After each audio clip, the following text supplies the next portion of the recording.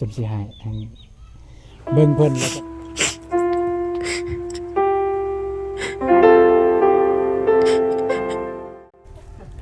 ลูกสาวไปเรียนแม่จนหายเด้อแม่เจ้าหายนี่มาจอบเบิ่งน้องคอยเป็นสาวแล้วไปน้องเอ้ยสวัสดีเด้อเอาบ้านเขาสมุดผู้หายซอกหาสมุดเบาเจ็บมีเข่าแล้วเบาเจ็บเอามาหายเอาวะ ถ้า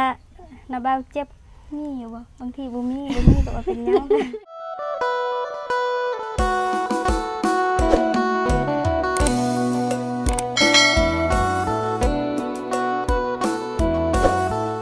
น้อยเปิดภาพมากะอยู่ที่บ้านอ่างเมืองท่าแตงแขวงเสกองพี่น้องประตูเองกะได้มาเรื่อยๆอยู่แต่ว่ามาในแบบว่าไปหาปะทอไม่เท่าจังซี่มาเวียกมางานแบบอื่นนะโอ้ยกำลังเลิกเวียกอยู่พี่น้องตอนนี้เวลาประมาณ5 โมงแล้วเด้อพี่น้องเด้อนี่กำลังเลิกเวียกเลิกงานรถราง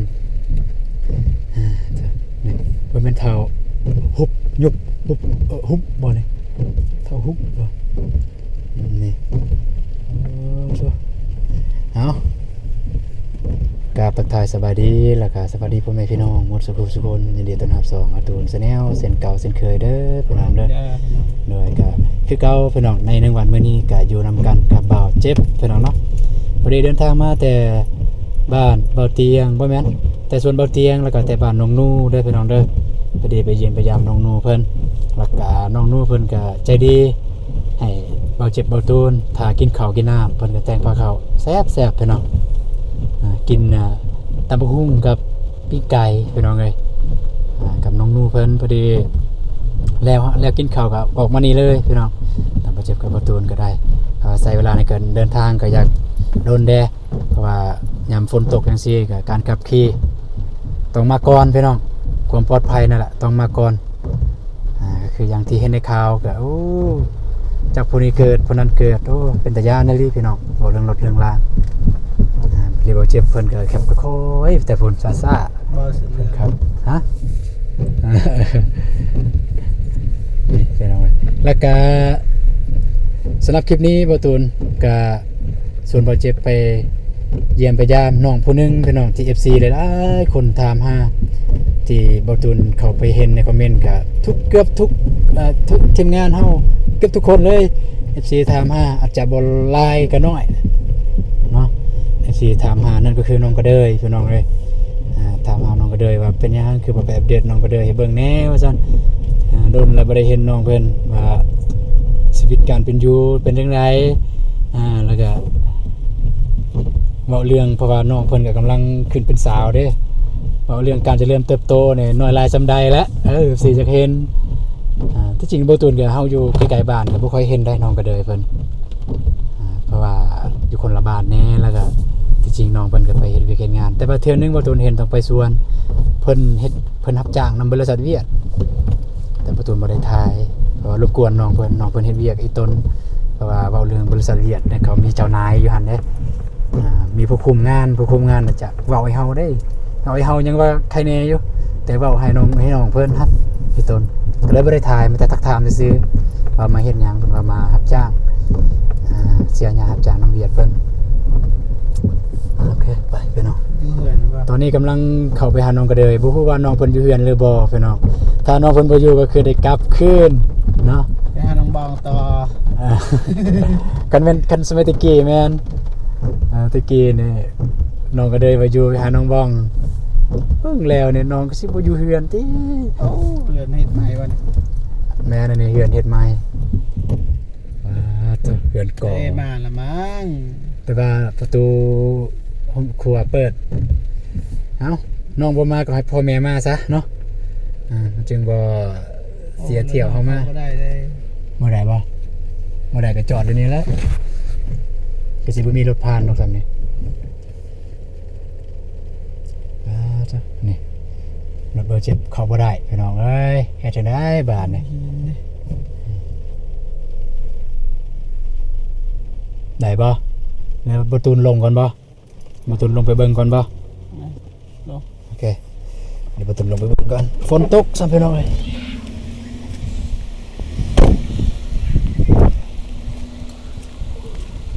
มาเลย มาเลย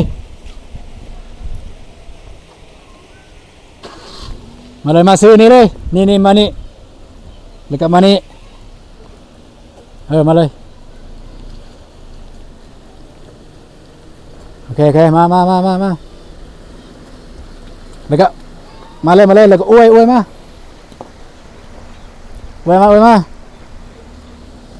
เลยโอเค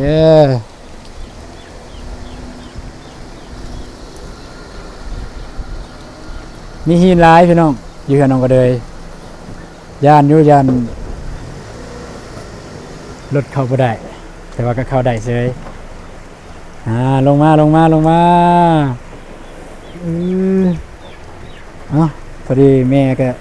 มาตอนรับทีนี้สบายดีเด้อนบสบายดีอยู่ใส่น้องก็เลยไปลิ้นน้องก็เลยไปลิ้นนะโอ้คิดว่าน้องไปเวียกไปงานบ่แม่นบ่ฮะฝนตกแห้งบ่ได้ไปนี่โดยอ่ะแม่ไปเอิ้นน้องก็เลยคิดว่าน้องก็เลยอันนั้นมื้อนี้ฝนตกเบิดมื้อพี่น้องเฉพาะอยู่ห้วยดำอยู่น้องกันอยู่อาหังเบิ่งแต่นี่แหละนี่เปียกเลยมันบ่มีสิทธิ์เศร้า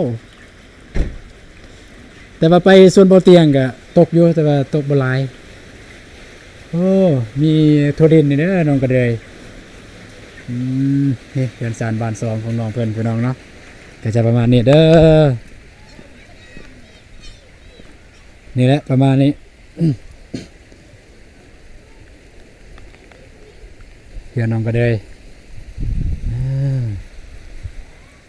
โอเคพี่น้องมาแต่รอท่าน้องเพิ่นมาก่อนพี่น้องเอ้ยแล้วก็จึงว่ากันใหม่แล้วก็จะได้ทักได้ถามวนในลีพี่น้องเอ้ยอากาศอันนี้ก็ได้เศร้าตกนี่แหละนี่ เมื่อกี้นี่ตกคือแบบสิบ่เศร้าวันนี้เศร้าอีกตั้งกวนนั่นเลยเพิ่นวันนี้ก็จะได้ท่าไอลีแล้วน้องก็เลยเพิ่นให้น้องเพิ่นมาก่อนโอ้เฮือนหลังนี้งามเด้อ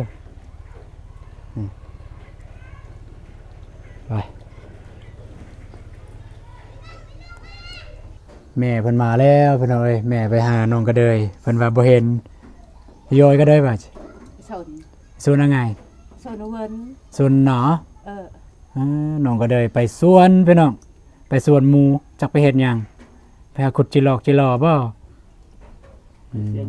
ยังโดนบ่สิมายังได้ยุ่นจ่อได้ยังมามุ่นจอยไอ้ดองก็จอมเตยมาเยี่ยมมายามน้องก็เลยเพิ่นก็ดีน้องเพิ่นบ่ได้อยู่เฮือนพี่น้องคือว่าแหละคนดุเนาะไปเรื่อยๆปกติน้องเพิ่นก็ไปบ่หัวจิอยนี่คืออยนี่หัวน้องรับจังน้องดอกบอกรับจังน้องตรงอึกตัวไงไปยะตรงไปตักตรันนอไปตักตรันอ๋อเนาะคือบ่ตูนถามแม่ว่าปกติน้องก็เดินก็ไปบ่เพิ่นว่าไปคันบ่ไปรับจ้างก็ไปวิกตัวเองนี่แม่นยังวิกตัวเองนี่ก็คือทั่วดินพี่น้องเฮ็ดนำกันกับหมู่คูดินซีเมนต์ดินหมู่คูแล้วตามเบิ่งดินหมู่คูแบบว่าเด็กน้อยผู้หญิงเขาอยู่นำกันลิ้นนำกันก็ส่วนกันเฮ็ดทั่วดินประมาณนั้นพี่น้องเนาะถ้าน้องก็เดินเพิ่นโอ้รับจ้างส่วนรายรับจ้างโอ้ยรับจ้างที่เวียดไปรับจ้างน้ำเวียดบ่เวียดได้ครับแต่ตอนนั้นก็เห็นอยู่ไปรับจ้างเห็นพ่ออยู่หั่นทางน้องก็เดินกับพ่อเพิ่นจะได้สบายดีบ่บ่ได้เจ็บบ่ได้เป็นบ่สบายดีได้เยอะจำเป็นแล้วแม่รับภาระตอนนี้ลูกสาวบ่อยู่นี่แม่รับภาระปกตินี่แม่บ่ค่อยได้เข้ากองได้พี่น้องแต่ว่านี่ก็ปฏิเสธบ่ได้ทีมงานมานี่ต้นแม่มันอยู่ปกตินี่ตอนลูกสาวเพิ่นอยู่นี่โอ้ยเข้ากองได้นึงนี่ละอันนี้ก็พอดีลูกสาวเพิ่นไปสวนพี่น้องสวนก็คือสวนน้ำมูนี่ก็สิเป็นไปหาไปเบิ่งทุดินบ่แล้วว่าไปหากุดจิรอ เดี๋ยวก็นั่งคุยนั่นแหละถ้าน้องเพิ่นมาบ่ทันก็สิได้กลับก่อนจ้ะนะพี่น้องถ้าเพิ่นมาทันก็สิได้โอลมถามน้องเพิ่นมาเยี่ยมมายามซื่อๆได้บ่ได้มีหยังได้ มาเบิ่งชีวิตการเป็นอยู่เป็นจังใดเดี๋ยวนี้บ่ได้บ่มีเจ็บบ่มีเป็นบ่อย่าอายมั่งอะจริง เยอะ เยอะเนาะเยอะนี่อีกคนก็ได้ละ อีเวียด รับจ้างอีเวียดละ มันก็บ่ทัดบ่ทัด โอ้ภาคเตยเนาะกันเนาะไปภาคอดีเวียดเนาะปกตินี่ไอ้แปลว่ารับจ้างอันนี้ตักเวียกให้ยะอ่างายตอนโปะไปแสงแบบอ่างายอ้อยหนองอะนะ จะดังนั่นทับจัง ก็คือประตูนถามแม่ แล้วก็เอ้ก็ไปทับจัง ก็คือประตูนถามแม่เพิ่นว่าปกตินี่ระหว่างเวียกเจ้าของกับไปรับจ้างนี่อยู่ใส่เวลาหลายกว่าก็คือเพิ่นว่ารับจ้างหลายกว่าเวียกเจ้าของเนี่ยบ่หลายเพราะว่าเจ้าของบ่มีบอลสิเฮ็ดบอลหยังนั่นแหละเดี๋ยวประตูสิตั้งกองก่อนแล้วจึงนั่งคุยกับแม่เพิ่น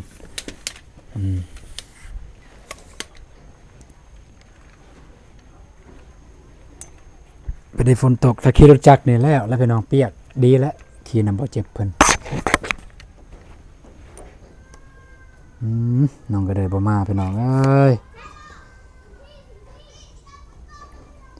จะน้อยน้องเพิ่นมาน้องก็อยู่นี่แหละเห็นทางเบาเจ็บนำรอได้เบาเจ็บเนาะแบบรอธรรมศาสตร์นะ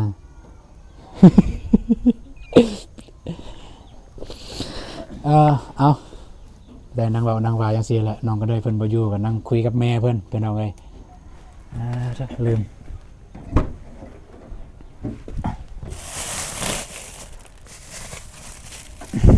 สิเฮ็ดหยังกินแรงบังเอาเสียมาตอนเด้อเสียนหมูเสียนหมูมาฝากน้องเพิ่นถ้าน้องเพิ่นบ่อยู่ก็ให้นำแม่เพิ่นเลยโดนได้ไปเห็นน้องก็เดยได้อีหลีโดนแหงเลย ช่วงเสาร์นิดเสาร์นุนามาถ่ายคลิปแรก เพราะว่าน้องเพิ่นก็บ่ค่อยได้อยู่บ้านเด้น้องก็เดยนะส่วนหลายไปเวียกไปรับจ้างนะส่วนหลายเบิ่งน้อยๆจังซั่น เป็นเสาหลักครอบครัวแล้ว ได้ เด้ เดือนนี่ ฮะ ใหญ่แล้วบ่เดี๋ยวนี้แล้วยังคือเก่า เป็นไง เบิ่งแล้วว่าแม่เพิ่นว่าใหญ่แล้วน้องก็เดยโอ้ยอยากเห็นเด้เนาะ แต่ก่อนนิดหน่อยเลยแต่ก่อน แม่นบ่ได้เห็นดนแล้วน้องก็เดยแต่ว่าน้องก็เดยนี่น้องก็เดยคือผู้หนึงที่ผู้ตูนรู้สึกว่าบ่เปลี่ยนไปลักษณะกิริยาพฤติกรรมบ่เปลี่ยนตั้งแต่เริ่มถ่ายคลิปตอนนั้นแต่ว่าตอนนั้นเนี่ยใส่ว่าบ่เปลี่ยนก็เปลี่ยนเนาะมันคนขี้อายจนแล่นหนี้ ไปกับโบเตียง แม่นบ่เตียงมาหาจนแล่นหนี้เลย เลือดแต่แม่ไปแม่ชื่อว่า เรือนหลังเก่า ชื่อ น่ะ ว่าเขามาทำบิด เจอ มีแต่ยิ้มแม่ก็ยิ้ม ก็เจอที่เช้า น้องเพิ่นอายญาติบัดนี้บ่ตูนถามมาเป็นหยังจึงหนีญาติเป็นหยังจึงญาติบ่ฮู้ญาติ มาได้ใหญ่แล้ว พอดีด้วยความว่าทีมงานเฮาก็ตั้งใจอยากซอยน้องเพิ่นนะตั้งใจอยากจะอัปเดตเพื่อให้พ่อแม่พี่น้องผู้ใหญ่ใจบุญเพิ่นเห็นนะเว้าหลังไมค์ก็ได้เว้าหลังไมค์ก็แล้วเว้าหน้าไมค์ก็แล้วน้องเพิ่นแต่ว่าบ่ฮู้ว่าจุดใดน้องเพิ่นเปลี่ยนจึงตั้งใจแบบว่าตั้งใจสู้กับกล้อง ตั้งใจสู้กล้องอันนั้นว่าซั่นซะเพราะว่าตอนแรกๆน้องเพิ่นอายกล้องอายผู้เบิ่งบัดแล้วบ่ฮู้ว่าน้องไปคิดอีหยังเอาหยังไปสู้เอาหยังคิดจึงกล้าสู้กับกล้องกล้าเว้ากล้าตอบกับเฮาน้องก็เลยคนใดตอนแรกได้บ่กล้าเลยบัดถามนี่ถามหลังไมค์นี่ตัวอย่างว่านั่งคุยธรรมดาจังซี่น้องก็เพิ่นก็อายคือกันแต่ก็ใครแน่กว่าหน้าไมค์เฮาก็เว้าบ่ตูนก็เว้านำเพิ่นว่าน้องบ่ต้องอายน้องคิดซะว่าน้องร่วมกันแบบบ่มีกล่องซะคิดซะว่าครูอาจารย์ทำนักเรียนแนวนั้นกับน้องเพิ่นได้ พอดีมาแล้วช่วงยามนี้แล้วมาหาน้องเพิ่นโอ้ฝนตกก็เปียกเบิดเทือนสลายน้องเพิ่นคันมายามตอนเช้ายังบ่เห็น ตอนเที่ยงบ่เห็นมาตอนแรงๆแล้วจึงเห็นคันบอกกับโทรนัดแล้วบอกกับให้น้องบองมาบอกก็สิมาหาเด้อน้องบองก็มาบอกแล้วน้องก็เลย เขานำตำปลาเลยยังนี่บ่เข้าอะไรเงี้ย ข้าวน้ำตามปลาได้กินจังไดเดี๋ยวนี้ ข้าวสารยังมีหลายบ่ น่าได้จ่าเกินให้ มีบ่ข้าวสาร ก็แหว เบิดเลย เอาดีๆตรงๆเลยแวจำกะแบบ ตุ้มแหวไปนึงมือกระสอบหันจังยงกิ อืม ไอ้ก้อนก็เอ็กซ์รับจ้างไอ้เวียด สิหาให้เด้อ เย่ ไอ้กอนแบงโอยครับจาง โอเคบัดได้เลยจ้าไอ้เด็กก็เห็นได้เลยสรับจ้างไอ้เวียด อันนี้จะจางเด็กอัดเลยแปลกระดกเลย ใจ ดาบแปลดังอ่ะ ฮะ ดาบแปลดัง ใจ ก็เยอะแหละ à mọi dê nhờ các bạn được bạn được chàng cả các bạn à mọi trả mọi dê đồng มือเยดังไอ้แปลแต่ à mọi dê đồng và nhờ มือแปลดังไอ้เนี่ยไอ้ปลาเนี่ย phanh cái phanh kia cha con ก็คือแนวนี้พี่น้องก็คือแนวนี้เนาะมาตุนสิเว้าลาวก็คือมีลูกชายเพิ่นเลยไปสร้างครอบครัวอยู่นอกอยู่เมืองกะลึมนั่นแหละแต่ว่ายังต้องได้กลับมารับจ้างอยู่นี่อยู่น้ำเวียดนี้แม่นบ่แล้วก็ทางแม่เพิ่นก็ไอ้ต้นลูกไผ่กับลูกชายหั่น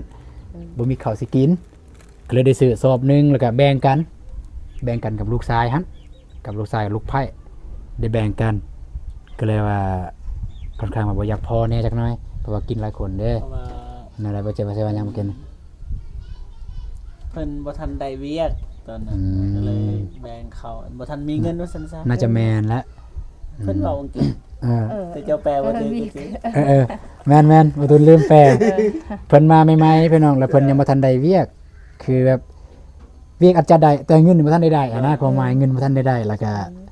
ทางนี้ให้เข้าเพื่อได้กินในช่วงเวลาที่ ยังบ่ทันมี ยังบ่ทันมีเงินหั่นคือว่าและคนเป็นพ่อเป็นแม่เนาะลูกจะอยู่ไสก็ตามใหญ่ซำใดก็ตามเจ้ายังน้อยเสมอ การแห่เรา นั่นบ่ให้กับลูกเอาเพิ่นว่า แต่ว่าหลายจังได๋เราให้ได้ต ต้ อน นให้บ่ไอ้ต้นไว้ต้นลูกบำโรยนี่ก่อนบำโรยนี่ บ่รนจะได้จนน้ำตาไหลบ่ให้เด้อ เยี่ยมได้ก่อนมาได้ นี่ โอ้จนสิหายเบิ่งเพิ่นแล้วกับโอ้เบิ่งเพิ่นก็คือเอื้อยบ่ตูนเลย แบบหูพางลักษณะ สุขภาพบ่ค่อยแข็งแรงแบบต้นโตอหยังบ่ตูนยังว่าจอยนะแต่ว่าเห็นเอื้อยบ่ตูนกูบ่ตูนอีก แต่บ่ตูนบ่เคยทายเอื้อยผู้ที่เอาผัวอยู่บ้านเฮานี่แหละ แต่ว่าก็ทงยาวนะพวกนั้นจอยบ่ตูนว่าจอยเพิ่นจอยแฮงคือกับอันนี้เลยเบิ่งเย่มา ไอ้พระโกตินำน้องไอ้ แม่ก็ให้บอกเรื่องลูกชายแล้วก็ให้แกสิเบิดแล้วบอกเขา จังจำกิ บอกเจ็บว่าสิซอกให้เด้อเอาบ่เข้ากันมีสอบหนึงเอาบ่เอาบ่ฮะเอาหรือบ่เอา ก็เลยดังตัว กันให้ก็เอานะจักแบบเป็นคนแบบตอนอยู่กับเฮาจังซี่การปากเว้าคือแบบอารมณ์ดี แต่น้ำตาและลึกๆข้างในมันฟองนี่ก็จังซี่แหละอ่อนไหวแบบหายไวหายง่าย คือเว้ากับเฮาอีกแบบหนึงคือแบบอารมณ์ดี แต่น้ำตามันฟอง ว่า สิบอก แม่นว่ามันคิดหยังแน่อยู่ในใจแบกรับหยังแน่นะ อธิบายด้วยคำว่าบ่ได้ระบายด้วยน้ำตา แม่นอธิบายบ่ได้ระบายด้วยน้ำตาเลยเพิ่นเฮาไปเว้าถึกจุดที่เพิ่นคิดว่ามันจุกกันนะเพิ่นก็อยากให้บ่ว่าแต่ไผดอก เสียหายเด้อ เดี๋ยวบ่เจ็บหาหายเด้อจังซอดนะ มื้อเขาจะ ประมาณอีกจักมื้อจังหมดน้อยเอาแต่แง่จัง ประจำยังปนช่างแต่แกจัง ๆอีก4-5 มื้ออยู่ไสเขาตอนนี้อยู่ในห้องครัวบ่อยากเห็นหยังลายสำใด ไอ้ดง ดูตาฮะประมาณมื้อยังยาโลกระสอบ มาดก มาดอกเอ้ยกินนำกัน5คนเนาะ ยาหกคนเจ็ดไปยืช่าง ไอ้ผู้เจ้า5และทางนั้น2 7คนพี่น้องเอ้ย อีกประมาณ4 วัน 4-5 วันบ่มีข้าวกินซ้ำพี่น้องบ่ติดอกบ่ติว่าไผดอกฮอดยามนี้ แต่ว่าถ้าแม่นว่าประทุนว่าจังซี่เด้อ บ่ว่าแต่ยามนี้ดอกสำหรับน้องก็เลย บ่มีดินดอนตอนหญ้า นะ นะ ตลอดปีเลยนะแบบนี้นะแบบอาศัยแต่นำรับจ้างสำหรับน้องก็เลยเพิ่นได้ บ่ว่าใหญ่มาอยู่ใหม่ว่าซั่นซะ แม่ ก็ น ดินก็มันมีราคาเด้ แม่นแม่ คน น ที่มาอยู่ใหม่เออ เอาเจ้าโปเจ้ามาแล้ว ลูกสาวไปเรียนแม่จนหายเด้อแม่เจ้าหายนี่ๆมาจอบเบิ่ง จะให้เจ้านี่ไปใช้ อ่า แม่ โอ้ ให้ น้องคอยเป็นสาวแล้วไปน้องเอ้ยสวัสดีเด้อป่านพุ่นมันยังนี่ในแขวหั่นเบิ่งยิงแขวเบิ่งยิงแขวเบิ่งบ่เป็นหยังธรรมดา ให้เด้ เออปกติดอกใหญ่เลยเด้จะเฮ็ดหยังก็ได้ใหญ่แล้วจะมีหยังเด้แม่เจ้าให้เด้ หาลูกบ่เห็น แล้วว่าไปซอกลูกบ่เห็นยานลูกไปนำผู้บ่าวแล้วก็ให้เลยอีหลี เอามาคือดิน ไปเอามาทุดินบ่ โดย แล้วคือฝ่าวยางมาแท้คือฝ่าวมาแท้ซะ ยินข่าวว่า ฮะ ยินข่าวว่าทีมงานมาหาว่า โดยเขาว่าเอามา ไฟ เลย ไฟบอก ลูกบอก ลุงบอกนั่งแล้วแบบหนาวบอกกันหนาวก็ไปเปลี่ยนส่งก่อนก็ได้ บอกแบบนี้ แบบนั้นก็ได้เนาะอ่า ดินบ่ เอามาคือดิน ไปเอามาทุดินน้องเพิ่นเอา จักปีเดือนนี้ ตัวเพิ่นขออนุญาตนั่งกัน 7 ปี ซะดนแล้วบ่ได้เห็นนะ ใหญ่ขึ้นเด้อพี่น้องเอ้ยถ้าคนแบบตัวอย่างว่าฮูบหางใหญ่สูงนี่อาจจะใหญ่สูงแล้วแต่ว่าคนแบบค่อนข้างแบบคนติเตี้ยๆหน่อยจักหน่อยก็บ่ได้เปลี่ยนหยังหลายเปลี่ยนแต่หน้าตาว้าว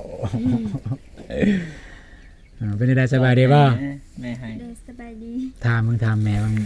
เป็นหยังจึงหายเอาถามมึงถามเป็นหยังจึงหายถาม แม่เป็นอย่างจังไง ฮะถาม แปล กลางแปลละวัน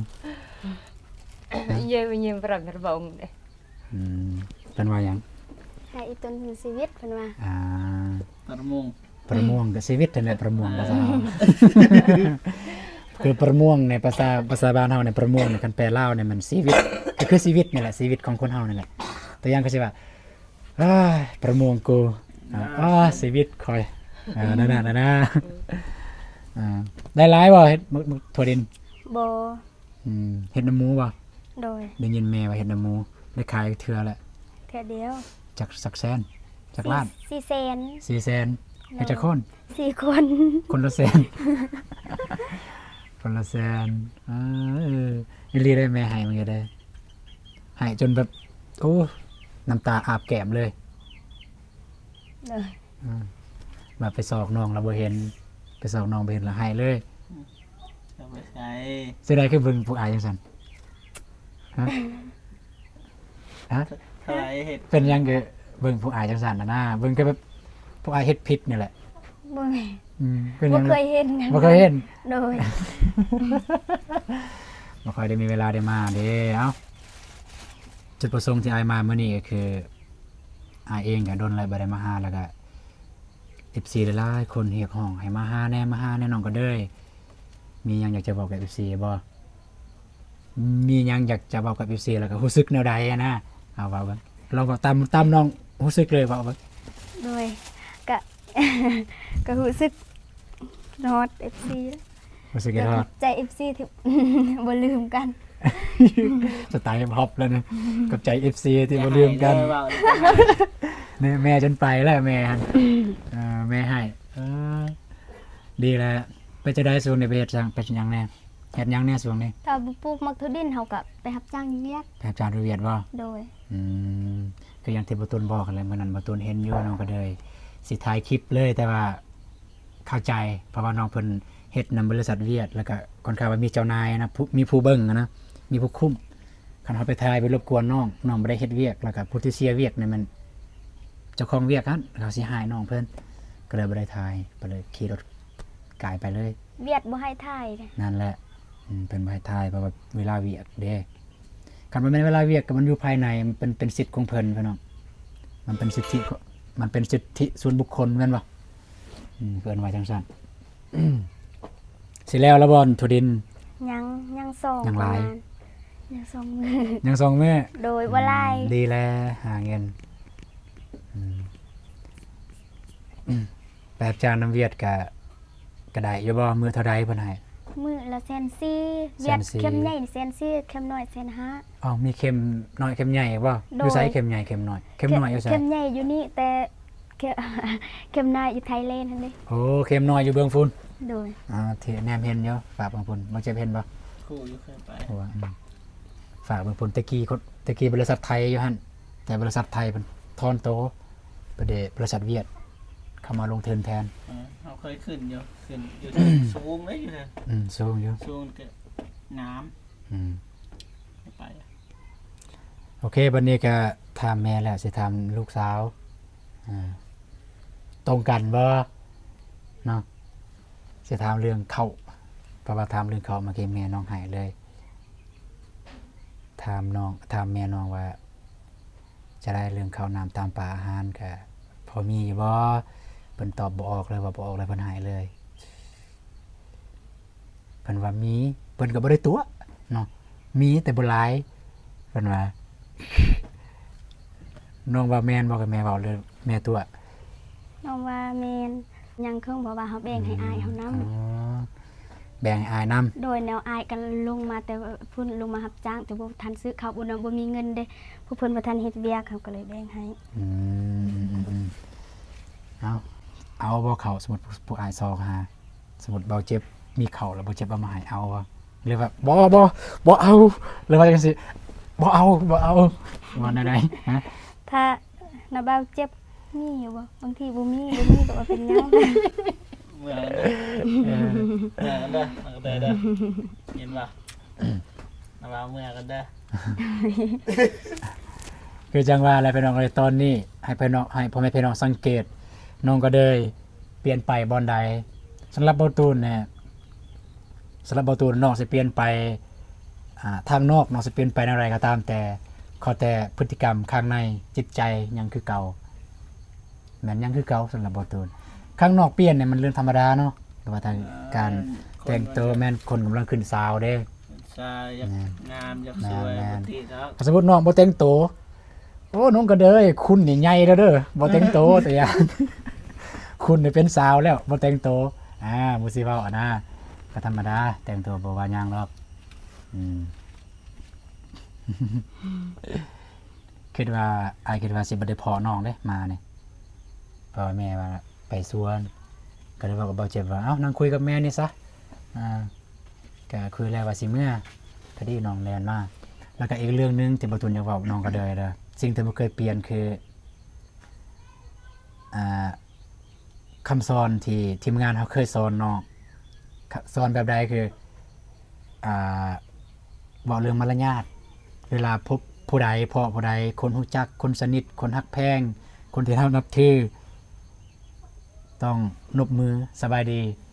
นี่เมื่อกี้น้องคือกันเห็นบ่เจ็บตั้งแต่พุ่นเลยแล่นแต่พุ่นสบายดีแล่นอันนี้มันบ่ตุนอยากจะอวยเด้อคือเคยเห็นแต่ผ่านมากับเมียก็เว้ากับน้องบองก็เว้าโอ้น้องก็เลยเนี่ยบ่เปลี่ยนเลยนะครับเคยเฮ็ดแบบนั้นเลยขี่รถระหว่างทางเนาะส่วนกันจังซี่ยังสบายดีเฮาไปพุ่นแล้ว น้องก็เลยเพิ่นก็ดีและแบบนี้แหละอ้ายมักอ้ายอยากให้เป็นแบบนี้ตลอดไปเด้อ โดย สมมุติแล้วทั่วดินนี่ไปใส่ต่อบ่เนี่ย บ่ฮู้บอกกับไปรับจ้าง รับจ้างแล้วเวียกเจ้าของตอนนี้ในเวียกเจ้าของเวียกเองนี่มีหยังแหน่คิดไว้ในตอนนี้ในช่วงนี้ บ่มีแล้วฉีดยาฉีดยาแล้ว เสร็จยาแล้ว โดย แต่ไปรับจ้างวันนี้ โดย คันได้เงินนั้นจากทั่วดินเห็นน้องแรกๆเลยน้องจะอยากเฮ็ดหยังเอาบ่ต้องตัวแบบคิดตามใจน้องเลยสมมุติน้องได้เงินทั่วดินเงินน้องเองนะเงินน้องเองครับ บ่ น้องสิเฮ็ดหยังเอาเงินก่อน น้อง ว่าสิแปลงโทรศัพท์ โทรศัพท์น้องเพบ่ โดยมันแตกแล้ว ตั้งแต่ใดโดนแล้วบ่ โทรศัพท์เครื่องเก่าให้มันเพพอดีมีคนมาจำให้อีพ่อนะ อ๋อ อีพ่อเอาแต่ว่ามันก็เก่าแล้วมันตายแล้วอันนี้มันแตกมันแตกไป อ๋อก็คือได้โทรศัพท์ใหม่แต่ว่าเป็นโทรศัพท์ของเขามาจำนำแล้วเขาบ่มาเอาเลยแล้วก็น้องใช้ โดยของเขาก็เก่าแล้วมันตายมันอุ้มเบิดเลยทันมัน มั แต น ก บุมเบิดมันแตก โดย แล้วอยากแป้งตอนนี้ใส่บ่ได้บ่ มันลิ้นซ่า ลินซ่าเป็นน้ำหน้าจอบ่แล้วว่าเป็นน้ำเครื่อง หน้าจอ สมสมพ่อว่าสิติดต่อหยังญาติน้องเปลี่ยนเฟซใหม่บ่แล้ววันอะไรเบอร์ใหม่บ่ เบอร์เก่า เบอร์เก่าบ่ โดยมื้อนั้นไอ้บองก็โทรอยู่ อ๋อ ไอ้บองว่าน่ะบ่าวสิมาถ่าย แม่น ถ่ายอีหลี ท่าบ่ โดย ขอโทษหลาย โดยว่าเป็นหยัง ๆประเดี๋ยวอ้ายบอกเมียอ้ายว่าอยากเข้าไปหาน้องก็เด้อเพราะว่า FC ก็ถามหาไลน์อยู่แต่ว่าอ้ายก็ว่าสิเข้าไปหาก็บ่ได้มีหยังไปฝากไปตอนน้องเพิ่นไปละล่าเด้อแล้วก็บ่มีหยังก็เข้าไปเลยหากบ่มีได้เฮ็ดจังไดก็ไปหาน้องเพิ่นไปได้บอกเมียโทรหาไปได้โทรหาพี่น้องเนาะก็ประมาณนี้เด้อสำหรับน้องเพิ่นก็ถือว่าเปลี่ยนไปแต่ว่าเปลี่ยนไปในทางที่ดีดีบนใดคือนี่แหละการพฤติกรรมกิริยามารยาทบ่ได้เปลี่ยนแปลงทางที่ลบถ้าทางที่ลบก็คือเป็นเด็กเซเพบ่ฟังความพ่อแม่ใหญ่มากแล้วก็บ่ฟังความอยู่เฮือนอยู่ซ่านบ่ซอยหาเงินพ่อแม่อันนั้นเป็นทางที่ลบ แต่อันนี้เนี่ยบวกก็คือดีแหละน้องเพิ่นก็ตอนนั้นเป็นอะไรตอนนี้ก็ยังคือเก่าพี่น้องบ่ได้เปลี่ยนแปลงมาไว้เยอะ ไปเจอ จัดเลยไปจัดเลยประมาณนั้นเลยเด้ไอ้รบกวนน้องเดี๋ยวมาหน้าไอ้มาแล้วสิโทรหา โดย อ่านเบอร์บ้างเพื่ออาจจะโทรหาตลอดโทรศัพท์ไปอยู่นั่นนี่ 98 98 25 25 65 65 99 99 โดย 98 65 9825 9825 65 6599 โดย อันนี้คือเบอร์โทรน้องก็เลยเดี๋ยวถ้าไอซิมาก็สิโทรหาเด้อ โดย แต่ว่ากัน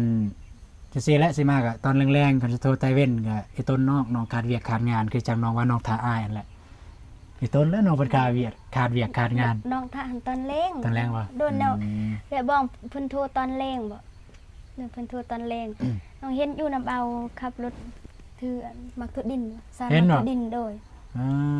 นั่นแหละตอนนั้นแหละไอ้ายว่าสิลงมาหาอีกแต่ว่าค่ำก็เลยบ่ได้ลงมาก็โทษหลาย โดย ๆเดือนมื้อหน้าสิมาเดี๋ยวจะโทรใส่แล้วสิมาสเก็ปรูปเบิ่งกับน้องสาวเอารูปแบบงามๆจังน้อยก่อนก็ได้บัดแล้ว โอเคพี่น้องเนาะก็สำหรับคลิปนี้ก็จะประมาณนี้เด้อมาเยี่ยมมายามแล้วเด้อสำหรับน้องก็เด้อผู้ใดที่คิดฮอดคิดถึงน้องก็เด้อก็ตอนนี้บ่าวตูนมาเยี่ยมมายามแล้วก็อยากให้น้องก็เด้อขอบอกขอบใจผู้ใหญ่แล้วก็ FC ที่คิดฮอดคิดถึงน้องอยากเห็นน้องการเจริญเติบโตของน้อง บอกให้เพิ่นฟังแหน่จากเล็กจากน้อย โดยจังใดก็ขอขอบใจทางผู้ใหญ่แล้วก็ FC ทุกคนหลายๆที่บ่เคยลืมแล้วก็อยากเห็นน้องจังใดก็ขอให้ทุกคนแล้วก็ FC ผู้ใหญ่หลายๆจงมีสุขภาพร่างกายแข็งแรงความเจ็บบ่ให้ได้ความไข้บ่ให้มีปรารถนาสิ่งใดก็ขอให้ได้สิ่งนั้นเด้อสาธุ สาธุคือว่าไหวแท้ยังจืดอยู่เนาะ เอาพี่น้องเลยก็สำหรับน้องกระเดยเพิ่นก็ประมาณนี้เด้อแล้วก็อย่าว่าจะซีสั้นๆพี่น้องเนาะถ้าผู้ใดผ่านมาเห็นคลิปนี้แล้วก็รู้สึกอีดูต้นเมตตาน้องกระเดยแล้วว่าครอบครัวน้องกระเดยอยากจะ